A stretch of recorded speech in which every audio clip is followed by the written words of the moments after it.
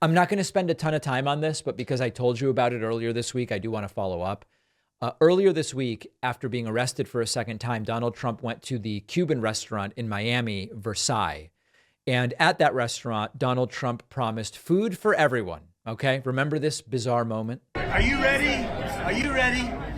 Food for everyone. Food for everyone. Okay. My immediate reaction was I'd get a credit card up front before giving anybody food that supposedly Trump is going to pay for. The Miami New Times can now report that Donald Trump did not pay for anybody's food at Versailles. The article confirms Trump opted to decompress with a trip to Versailles in Little Havana. Trump and his entourage arrived there shortly after leaving the courthouse. Trump said food for everyone.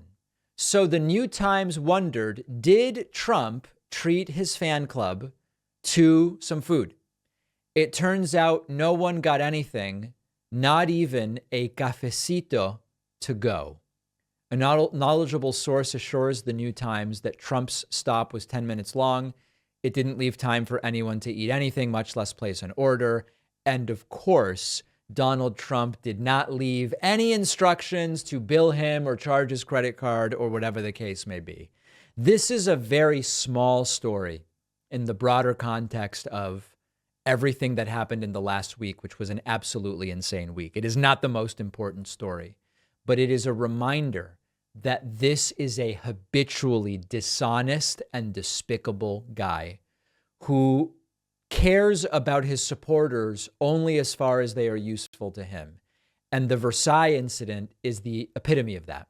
He shows up, they're cheering, they sing him happy birthday, they're praying over him. The photo op is extraordinarily useful.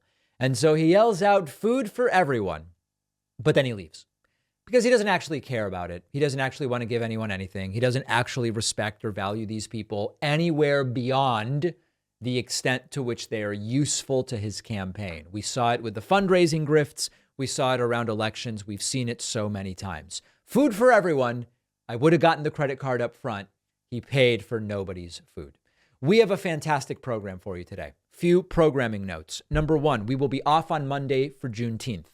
Number two, then I will be here Tuesday, but then away for a wedding. Not my wedding. I will be on the West Coast for a wedding. So after the Tuesday show, for which I will be here, then we'll have some great guest hosts. I think you will enjoy it. Make sure that you are subscribed to the YouTube channel. We made more progress in this last week towards the 2 million subscriber goal than we have in many, many, many months. Let's close out the week super strong at youtube.com/The David Pakman Show. It's free. It costs nothing. And also, we are starting to put Republican primary debates on the streaming calendar. I know that it is insane because it is only June. We're getting to the end of June into July of 2023. But the Republican debates are starting. The first one is scheduled for August 23. It will be a Fox News debate. We are figuring out whether we can stream it live without getting absolutely crushed by Fox News's copyright enforcement division. I will have news about that soon. But we will do everything we can to bring you as much of campaign 2024 as we can. Let's take a very quick break. We've got a packed program ahead of the 3-day weekend.